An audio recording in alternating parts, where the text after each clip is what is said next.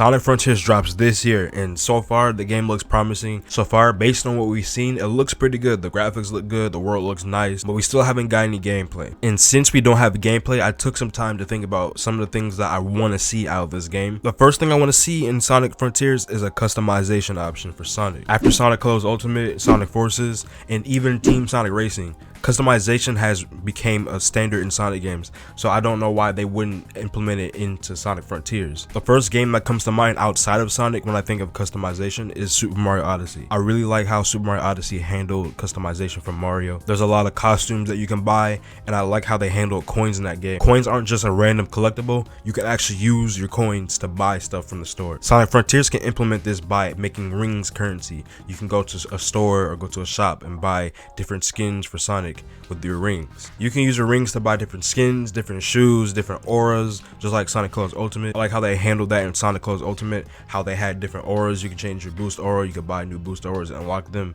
You also had different types of shoes and different gloves. I want that in Sonic Frontiers. With these skins, they can also have different models. Imagine having a Sonic Adventure 2 or a Sonic Adventure 1 model in Sonic Frontiers that you can buy after you beat the game or throughout some time in the game. You can buy Sonic Adventure 1 shoes, or you could buy the soap shoes. You could buy a Sonic Adventure 2 model.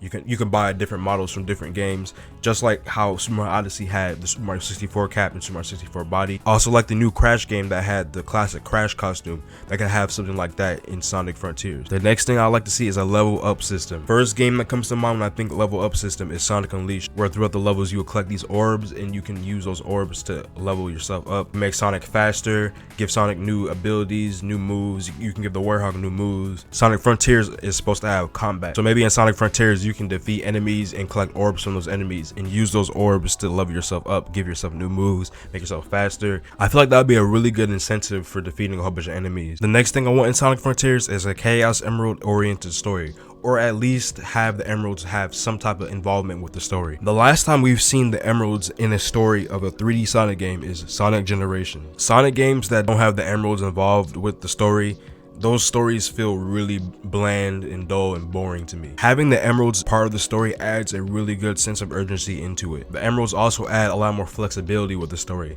There's different ways you can get emeralds. Almost every Sonic game has a different way of going about the emeralds, different way of collecting all 7 emeralds, and I kind of feel like that's where Sonic's roots are. A lot of Sonic's lore and a lot of the characters' backstories are really tailored around the emeralds, and for them to shy away from that for a few years didn't feel right for the series. There's also a lot more you can do with the emerald. You can introduce new forms, new powers, so it overall adds a lot more flexibility to the story. It also makes for a way better final boss, way more exciting final boss. I'm tired of the Sonic Colors final boss. The next thing I want to see is some DLC for this game. The first thing I think of is Episode Shadow and Sonic Forces. The execution around Sonic Forces as a whole, specifically Episode Shadow, wasn't really there, but I feel like the idea to have other characters' point of views, have a full story on that as DLC is a good idea. It just has to be done correctly. We still don't know what the story is going to be about, but if the opportunity comes about to where they can have DLC for specific characters' backstories or specific characters' point of views throughout the Sonic Frontier story,